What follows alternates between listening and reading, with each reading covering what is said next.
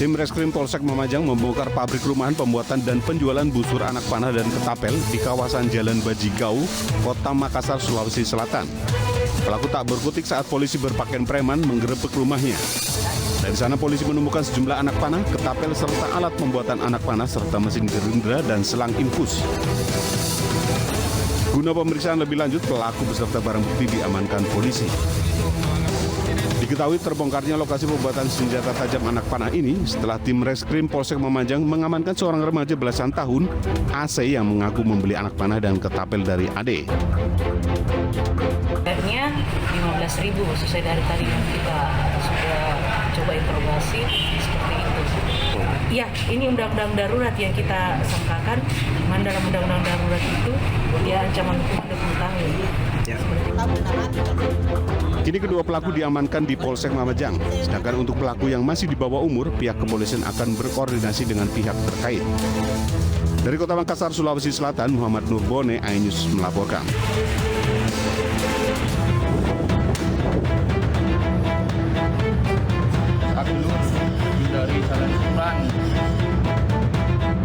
Beginilah kondisi sejumlah ruko dan kafe di kawasan Babarsari, Sleman, daerah istimewa Yogyakarta pasca dirusak dan dibakar oleh sekelompok massa bersenjata. Meski tidak sampai meluas, kobaran api sempat membakar sebagian bangunan sebelum akhirnya berhasil dipadamkan petugas damkar Kabupaten Sleman. Selain ruko, ada 7 sepeda motor yang diparkir di dekat lokasi kejadian juga ikut diamuk massa. Beruntung tidak ada korban luka maupun jiwa dalam peristiwa pada Senin siang. Guna mengantisipasi terjadinya hal-hal yang tidak diinginkan, ratusan aparat kepolisian dari Brimopolda DIY segera dikerahkan ke TKP dan membubarkan kelompok massa. Pada kesempatan ini saya ingin menyampaikan kepada semua pihak agar mempercayakan kepada pihak Polda DIY, kepada Polres Sleman untuk memproses para pelaku ini secara hukum, sehingga semua pihak harus bisa menahan diri, semua pihak bisa mengendalikan dirinya supaya tidak menjadi atau tidak ada peristiwa pidana yang lain lagi. Diketahui peristiwa perusakan dan pembakaran itu merupakan buntut pertikaian antara dua kelompok massa di sebuah tempat hiburan pada Sabtu dini hari. Dalam insiden itu sebanyak 3 orang terluka akibat senjata tajam dan ada yang mengalami cacat permanen. Hingga kini belum ada tersangka yang ditetapkan, namun polisi sudah memintai keterangan dari 8 orang saksi. Dari Sleman, daerah istimewa Yogyakarta, Heru Trijoko, iNews melaporkan.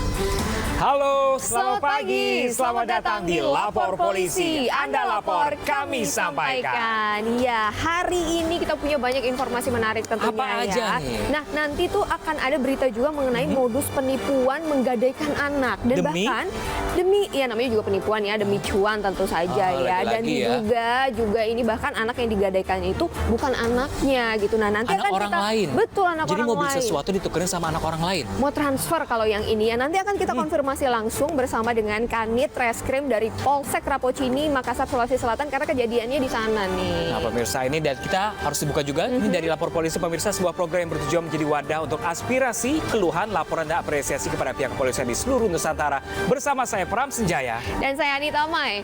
Dan selama 1 jam ke depan kami juga akan membahas sejumlah topik hukum dan juga kriminal yang menjadi topik hangat pembicaraan masyarakat di sekitar kita dan juga di media sosial tentunya. Nah, pemirsa, kami juga membuka laporan pengaduan masyarakat yang bisa bisa diakses kapanpun oleh Anda untuk kami melalui sejumlah channel kami pemirsa, yaitu di Instagram resmi kami di @laporpolisi_inews dan @official_inews_tv. Ya, dan Anda juga bisa menghubungi kami melalui email laporpolisi.inews@gmail.com dan jangan lupa juga sertakan hashtag Lapor Polisi. Nah pemirsa, kita awali informasi pagi hari ini pemirsa, ini dari Jakarta, di mana ada seorang pengendara mobil diamuk massa karena ugal-ugalan serta melawan arah di Jalan Danau Sunter Utara Tanjung Priuk, Jakarta Utara.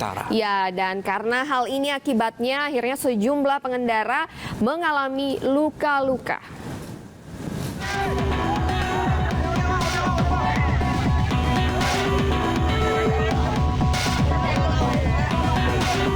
Selain menjadi bulan-bulanan, warga juga merusak mobil pelaku. Menurut warga, sebelumnya pelaku berkendara melawan arah dengan kecepatan tinggi, bahkan menabrak sejumlah pengendara hingga mengalami luka-luka. Mobil pelaku baru berhenti usai menabrak trotoar dan tiang lampu. Diduga pelaku masuk dalam pencarian orang oleh Polda Metro Jaya. Sebenarnya saya tuh habis isi bensin di pom bensin depan, tapi pas di depan Rumah Sakit Royal Progress, saya ditabraknya di situ pas udah mobil lawan arah, Pak. Setahu saya sih masih ada 5 korban. Ada banyak yang korbannya, motor pada hancur, pada ada yang katanya dipasangin rusak, ditabrak. Dia kan kesininya lawan arah. Pelaku beserta kendaraannya pun langsung dibawa ke Polda Metro Jaya. Dari Jakarta, Vendra Kurniawan, iNews melaporkan.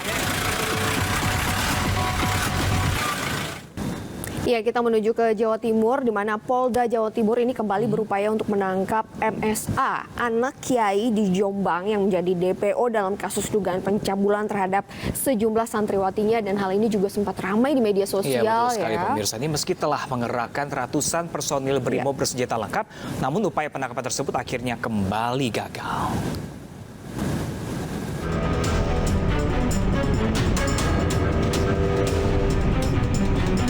Suasana mencekam menyelimuti Kecamatan Ploso, Kabupaten Jombang, Jawa Timur. Ratusan personil polisi disiagakan di sejumlah titik. Bahkan beberapa ruas jalan ditutup total. Hal ini dilakukan untuk menangkap MSA, putra Kiai pengasuh pesantren Sidikiyah yang berstatus sebagai DPO dalam kasus pencabulan santriwati. Di dalam pesantren, ratusan massa juga sudah bersiaga menghadapi aparat yang berniat menangkap MSA. Setelah berjalan alot, negosiasi akhirnya gagal, sehingga aparat kepolisian gagal masuk ke dalam pesantren dan menangkap MSA. Kegiatannya tadi siang kita berupaya melaksanakan penangkapan terhadap tersangka MSA. Namun ada kendala di lapangan dan kita tadi melaksanakan kegiatan siaga. Kita melaksanakan mengadakan penindakan, namun situasi tidak memungkinkan. Upaya penangkapan terhadap tersangka sudah dilakukan sejak minggu lalu. Namun MSA berhasil meloloskan diri dan bersembunyi di pondok pesantren Sidikiyah.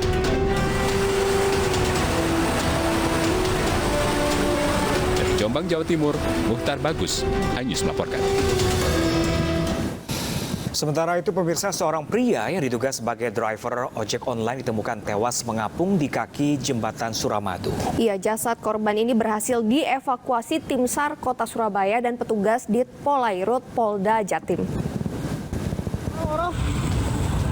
Bunuh diri, Pak, bunuh diri. Inilah rekaman video yang memperlihatkan sesosok jasad pria mengapung di laut tepat di kaki jembatan Suramadu, Jawa Timur. Diduga jasad pria tersebut adalah sopir ojek online yang menceburkan diri dari jembatan Suramadu. Selanjutnya, korban yang diketahui merupakan warga Simomulyo, Surabaya itu langsung dievakuasi dengan ambulans. Begitu juga dengan barang-barang korban seperti dompet dan identitas lainnya. Penemuan mayat di sebelah timur jembatan Suramadu, sisi Madura. Untuk evakuasi dibawa ke Rumah Sakit Dr. Tomo, Surabaya. Hingga saat ini polisi masih mendalami kasus ini dengan melibatkan salah satu aplikator ojek online untuk memastikan aktivitas korban sebelum ditemukan tewas di kaki jembatan Suramadu. Dari Surabaya, Jawa Timur, Nur Syafei, iNews melaporkan.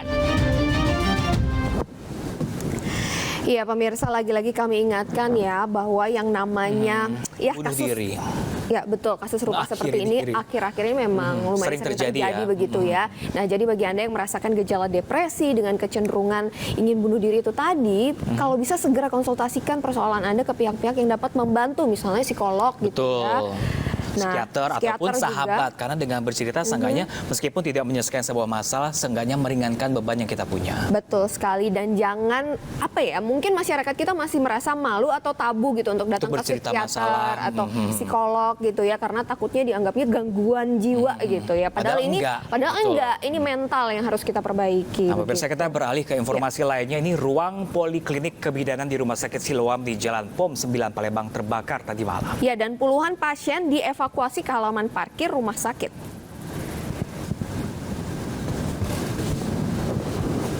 Sejumlah pasien dan tenaga medis Rumah Sakit Siloam berhamburan ke area parkiran saat terjadi kebakaran di salah satu ruangan rumah sakit. Asap hitam mengepul dari salah satu ruangan yang berada di lantai 2 Rumah Sakit Siloam Palembang membuat petugas rumah sakit mengevakuasi menyelamatkan pasien keluar dari ruangan. Ya, ini diduga api pemirsa berasal dari ruang poliklinik kebidanan rawat jalan yang saat itu sudah tutup. Dan petugas pun, kepolisian pun masih menyelidiki penyebab pasti kebakaran. Beruntung tidak ada korban jiwa ataupun luka dalam peristiwa kebakaran ini. Situasi sudah bisa tertangani, jadi api sudah padam. Kita lagi menunggu konfirmasi untuk pasien-pasien bisa kami kembalikan ke dalam. Karena tadi pas kejadian kami melakukan evakuasi pasien. Tapi semua pasien aman dok ya? Evakuasinya kemana dok? Kita ada lapangan parkir di belakang, itu tetap evakuasi kita. Pemirsa, 2 anak yang masih berusia belasan tahun di Makassar digadai pelaku penipuan. Informasinya kami hadirkan usai jeda, tetap bersama kami di Lapor Polisi. Anda lapor, kami sampaikan.